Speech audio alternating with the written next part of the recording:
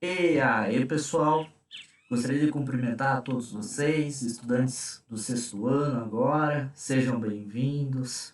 Essa nova etapa da vida de vocês, né? A segunda etapa do ensino fundamental, anos finais.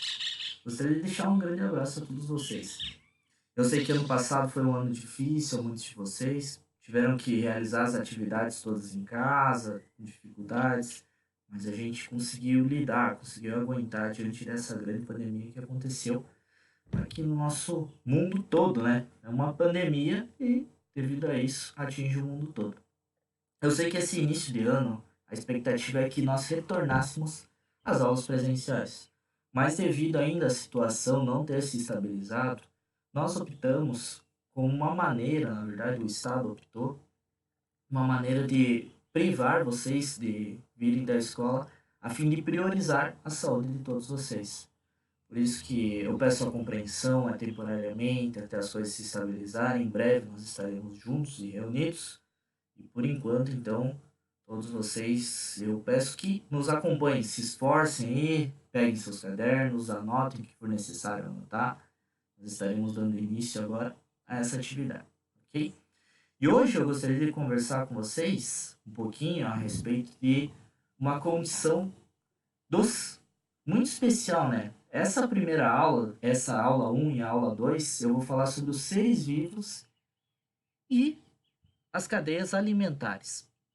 Mas nós precisamos entender alguns pontos muito importantes dentro disso tudo. O que eu preciso que vocês entendam, pessoal? Que é o seguinte: muito se fala sobre os seres vivos e todas essas coisas, muito se fala disso, né? Afinal de contas, o que são os seres vivos, né? A gente fala sobre vida, a gente fala sobre as aves, né? Não sei se vocês conseguem ouvir aí no fundo, mas aqui em casa tem algumas aves cantando no fundo, né? No meu quintal, e estão fervendo aqui. Mas afinal de contas, o que são os seres vivos? Como a gente pode definir os seres vivos? Será que as pedras são seres vivos? Afinal de contas, como é que a gente pode definir os seres vivos? Será que tem alguma condição especial para isso? E nessa aula eu vou explicar para vocês um pouquinho a respeito disso. Eu sou o professor Luiz Gustavo, para quem não me conhece, sou graduado em Ciências Biológicas. Aqui eu estou apresentando aula para o sexto ano. E eu sou pós-graduado em Ensino de Física e Química, beleza? Então, pessoal, qualquer coisa, aí estão minhas credenciais. Mas vamos dar sequência à aula, não vamos ficar se prendendo muito a todas essas coisas. Eu gostaria de mostrar uma imagem a vocês. Observem bem essa imagem. Vocês podem notar que essa imagem aí, ela representa supostamente dois seres vivos. Vocês estão vendo aqui um sapo. Vocês estão vendo aqui, parece até, deixa eu ver, um mosquito. Não dá para enxergar muito bem pela resolução. Talvez uma libélula, parece um pouquinho mais uma libélula aqui. Como vocês podem notar, aqui nós temos dois seres vivos. Tem mais coisa nessa imagem? Tem a água, tem a luz, como vocês podem ver. No fundo parece que tem as coisas, mas não dá para enxergar. Mais focado, nós temos dois seres vivos, como vocês podem perceber aqui. Agora vamos para uma segunda imagem. Percebam só, nós temos aqui um belíssimo de um beija-flor e uma flor. Beija-flor, para quem não sabe, ele vai lá e devido a esse bico aqui, ou tudo que ele tem, ele consegue se alimentar bem do fundinho, né? Assim como muitas abelhas gostam do néctar que tem nas flores, assim também o beija-flor, ele se alimenta do néctar. E devido a esse bico que ele consegue ir até o fundo. Aí eu deixo a pergunta para vocês. Quantos seres vivos nós temos nessa imagem? Será que nós temos um só o beija-flor? Né? Será que a flor é um ser vivo? E é um pouquinho sobre isso que eu quero falar com vocês. Já avisando, aqui nós temos dois. Tá? O beija-flor é sim um ser vivo, como vocês já sabem. Mas as plantas, depois a gente vai ver por quê, elas também são seres vivos. Por isso aqui nós temos Afinal de contas, quais são os motivos pelos quais um ser vivo ele depende muito do ambiente? E outra coisa, o que define um ser vivo? Afinal de contas, quando a gente pode dizer, isso é um ser vivo, isso não é? Eu gostaria de comentar para vocês, começar falando de um pontinho muito importante, que é como funciona o casulo. Muitos de vocês já devem ter visto filmes ou ter assistido em desenhos ou muitas outras coisas, né, a respeito disso. A questão é como que funciona um casulo. Eu gostaria que vocês prestassem muita atenção, porque é uma coisa muito legal. O funcionamento de um casulo é algo muito bonito. Vocês podem notar aqui, ela começa com uma pequena lagarta, forma supostamente um casulo e vai se desenvolvendo. Mas aqui eu tenho que comentar uma coisa para vocês bem interessante. Aqui, de fato, nós temos uma lagarta, mas isso aqui, por incrível que pareça, não é um casulo. Isso aqui é uma pupa, pessoal. E essa pupa, ela se desenvolve, vai crescendo, até que a lagartinha que estava aqui dentro, ou seja, ela vai formando essa camadinha aqui de pupa, ela começa a se desenvolver bastante. Chega um momento que ela rompe a estrutura, como vocês podem notar aqui. Por isso eu acho muito importante vocês observarem. Nós temos a lagarta, que é a larva da borboleta. Essa é a borboleta monarca, tá, pessoal? Aí ela se desenvolve, se torna uma pulpa. Essa pulpa cresce, se desenvolve e a borboleta vira, que é a fase adulta.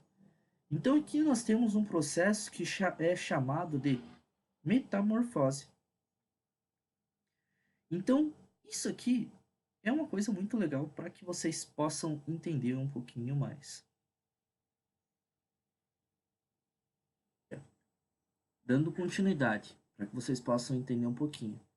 Mas nós temos a borboleta e nós temos um outro indivíduo também chamado de mariposa, que é bem parecido. A borboleta, na verdade, ela é mais diurna, enquanto que a mariposa é uma espécie mais noturna. Todos vocês já devem ter notado uma mariposa sempre um pouco mais à noite na casa de vocês. Essa aqui é a borboleta. Vocês veem então que ela nasce, ela vai crescendo, se desenvolve até que se torna adulta. E por fim, um dia essa bela borboleta vai morrer.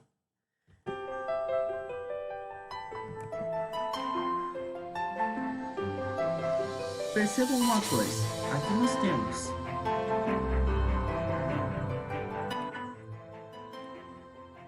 a borboleta e na primeira etapa ela coloca ovos aqui. Nós chamamos de eclodir. Ela eclode ali, coloca alguns ovinhos e esses ovinhos são muito pequenos. Nem dá para enxergar eles.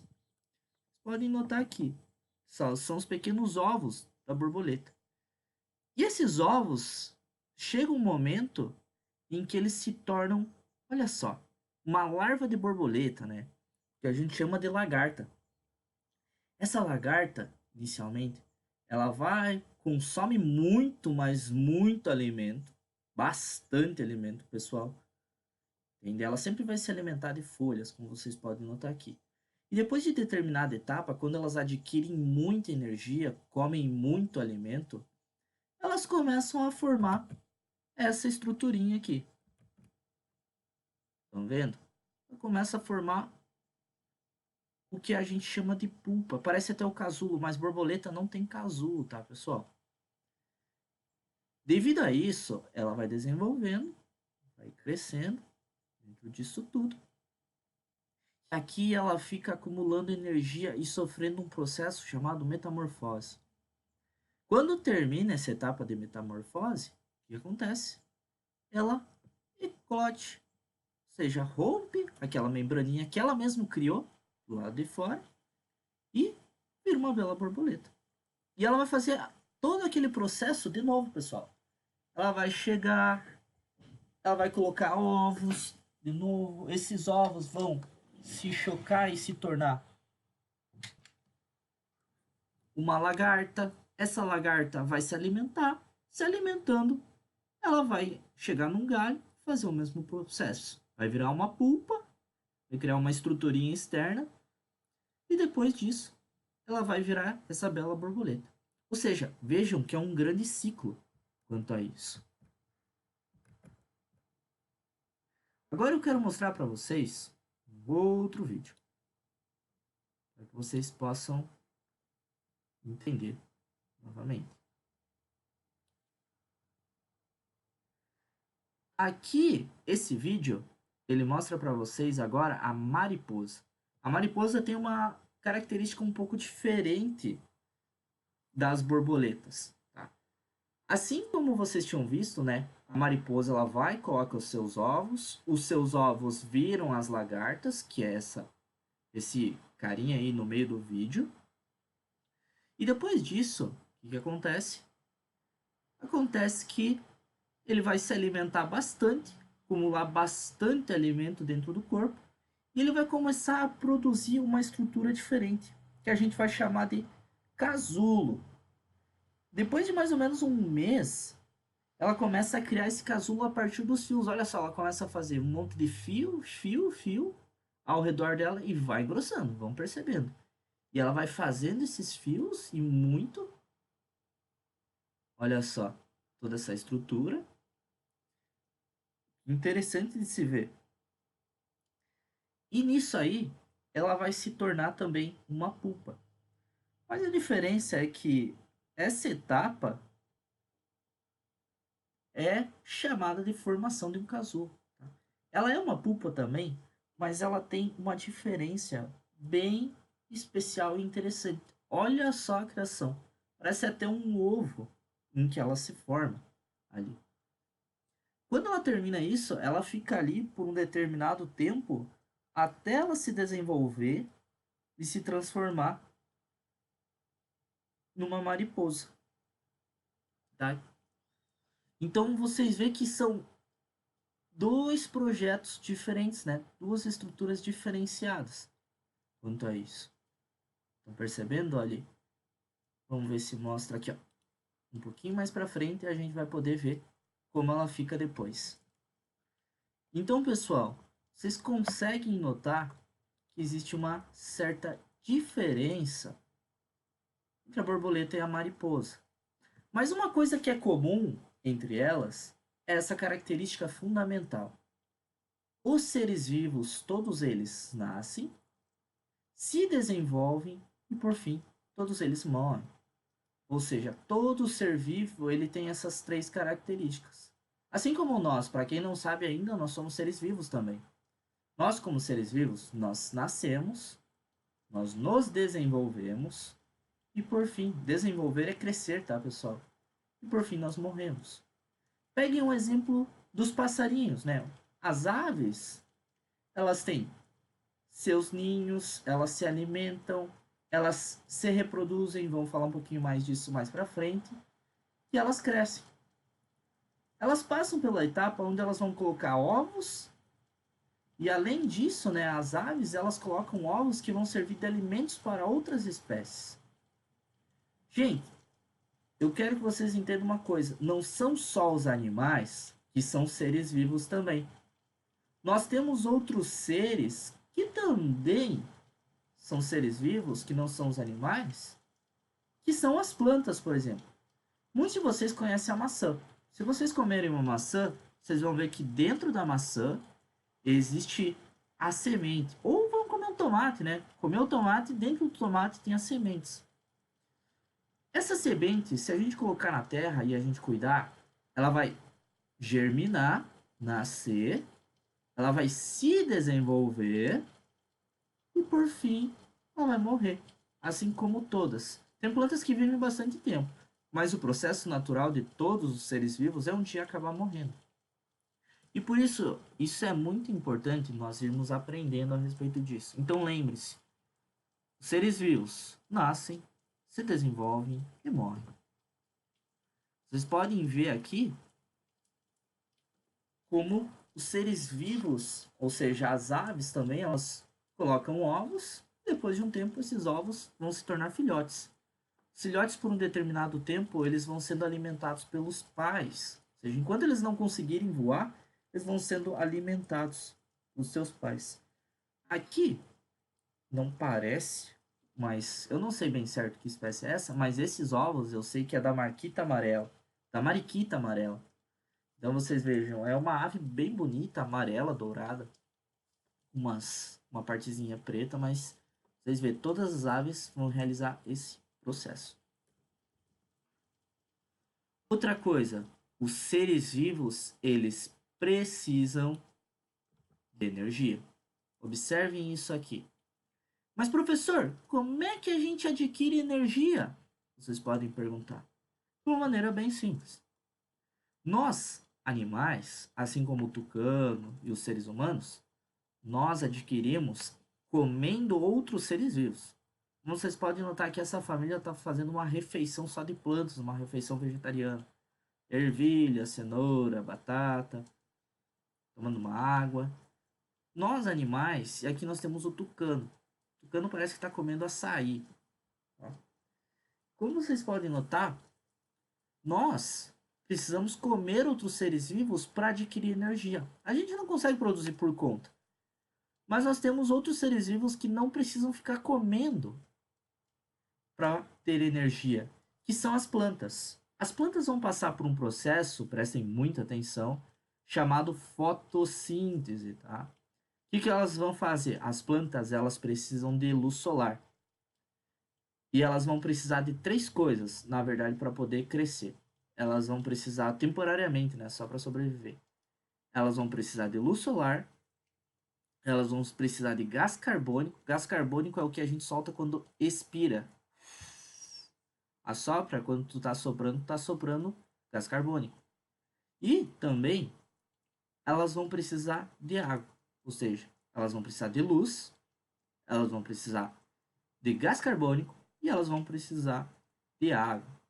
Através desses três materiais, elas vão produzir açúcar que vai ficar dentro dela e vai servir de alimento para ela mesma. Ou seja, as plantas, elas produzem seu próprio alimento.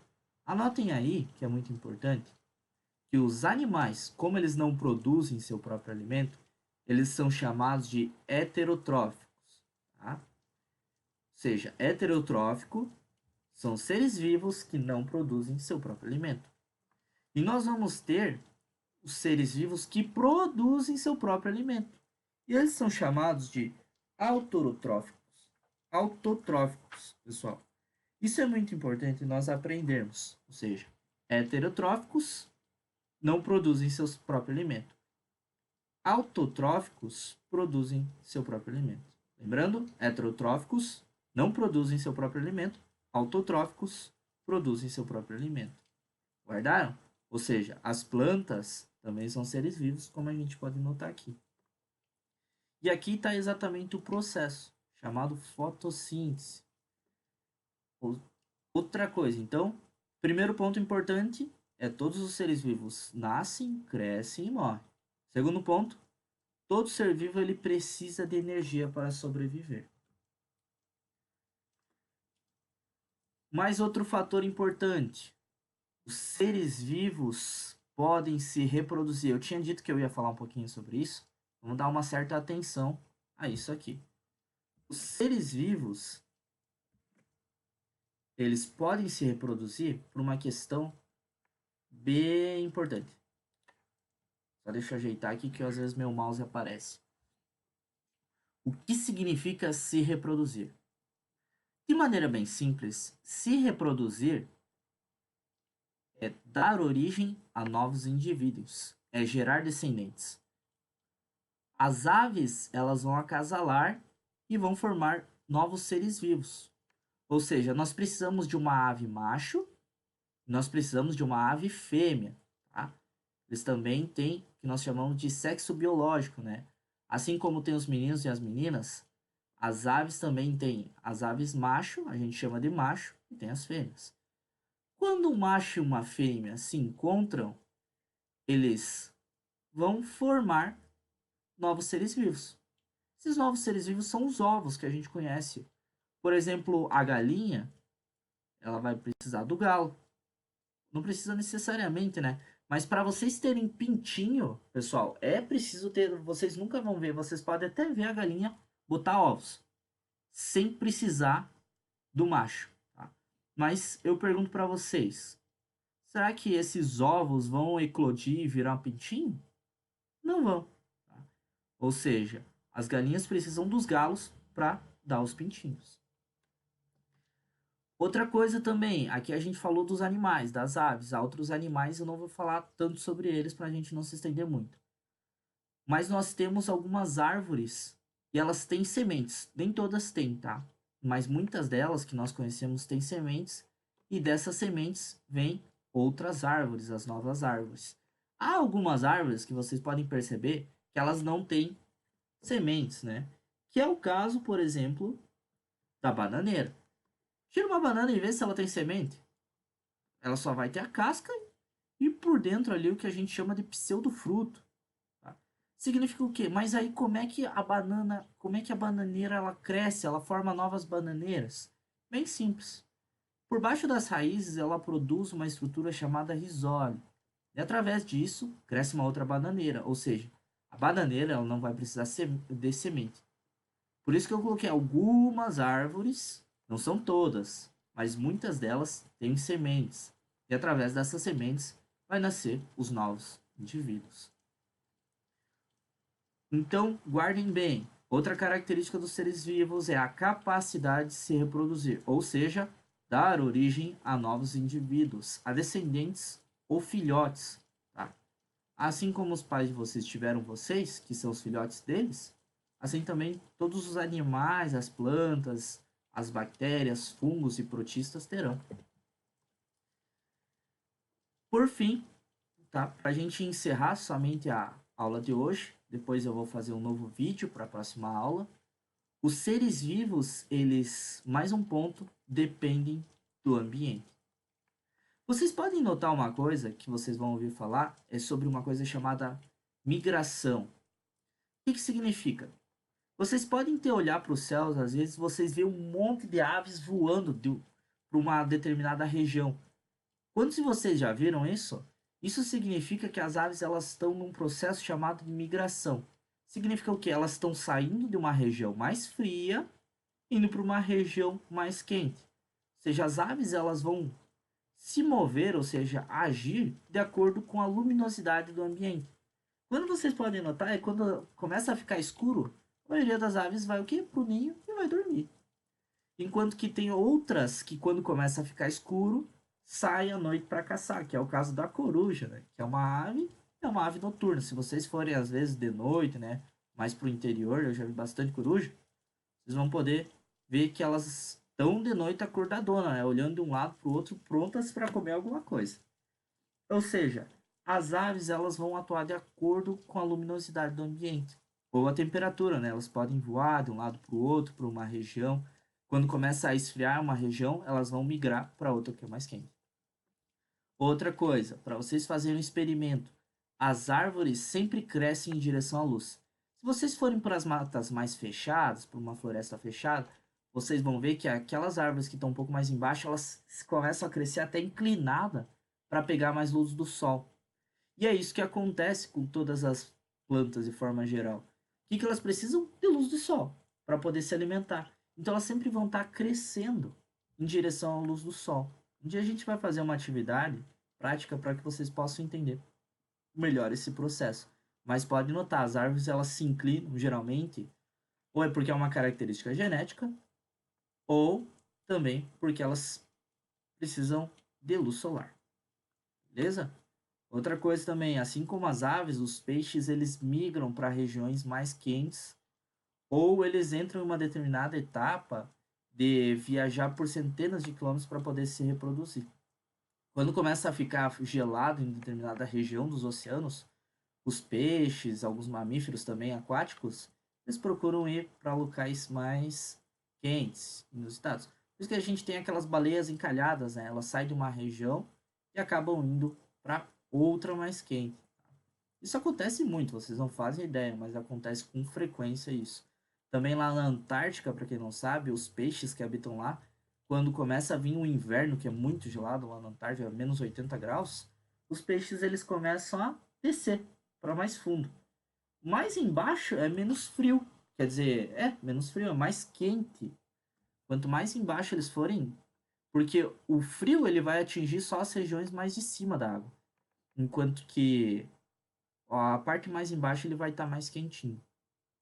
Ou seja, os seres vivos eles dependem de fatores não vivos no ambiente. Isso a gente vai dar continuidade numa próxima aula, falar um pouquinho mais a respeito disso. Então, pessoal, muito importante, entendam a respeito disso, tá? Os seres vivos, eles dependem de fatores não vivos no ambiente. Então, pessoal, como nós estávamos falando, na aula de hoje nós vimos a respeito de algumas características dos seres vivos. O que eu quero que vocês guardem bem? Depois eu vou passar umas atividades para vocês, vou deixar eles separadinhos, e vocês precisam entender alguns fatores que hoje eu expliquei para vocês. Hoje eu falei sobre os seguintes fatores. Primeiro fator, o que caracteriza os seres vivos? Seres vivos, eles são seres que nascem, se desenvolvem e morrem. Esse é o procedimento. Segunda característica dos seres vivos, eles são capazes de se reproduzir, ou seja, gerar descendentes, dar filhotes. Terceiro ponto, também muito importante, os seres vivos, eles precisam de energia. Como elas adquirem? Depende, cada ser vivo adquire de uma forma. As plantas, através do processo de fotossíntese, enquanto que os animais, nós realizamos o processo de alimentação, nós comemos outros seres para conseguir isso. As plantas são o que nós chamamos de autotróficos, enquanto que os animais são chamados de heterotróficos, que não produzem seu próprio alimento. Beleza? Quarto ponto, muito importante também, os seres vivos, eles dependem do ambiente. Nós não podemos esquecer desses 4 fatores, a gente vai falar um pouquinho mais de alguns outros na próxima, mas por enquanto eu quero que vocês se atentem a esses 4 fatores. Os seres vivos dependem do ambiente porque significa o quê? Que eles vão sempre agir de acordo com ou o sol, ou a quantidade de água em uma região, ou, por exemplo, se existe espaço nessa região. Por exemplo, muitos animais, quando tem secas, o que eles vão fazer? Vão migrar. Começa a ficar frio, eles vão migrar. Ah, eu tenho algum parasita, eles vão procurar um jeito de escapar desses parasitas. Ou seja, todos os seres vivos, eles procuram de alguma maneira interagir, eles dependem do meio ambiente, assim como nós. Tá? Nós seres humanos ainda fugimos um pouquinho, mas nós dependemos. Nós dependemos de chuva, nós dependemos do sol, para as colheitas, né? Vocês podem notar. Nós dependemos de espaço. Se a gente não tiver um espaço, onde é que a gente vai construir a nossa casa? Esses são fatores muito importantes, beleza? Então, pessoal, por essa semana, por enquanto, essa é a aula número 1 para vocês a respeito dos seres vivos. Na próxima aula, a gente vai falar um pouquinho mais a respeito das cadeias alimentares e sobre os seres vivos interagindo com outros seres vivos. Nós temos nomes a respeito disso. Beleza? Então, pessoal, uma boa semana a todos vocês. Eu espero que vocês possam se cuidar. Não esqueçam, as atividades estarão disponíveis. Por via das dúvidas, assistam novamente esse vídeo para que vocês possam entender um pouquinho mais. Beleza? Grande abraço, pessoal!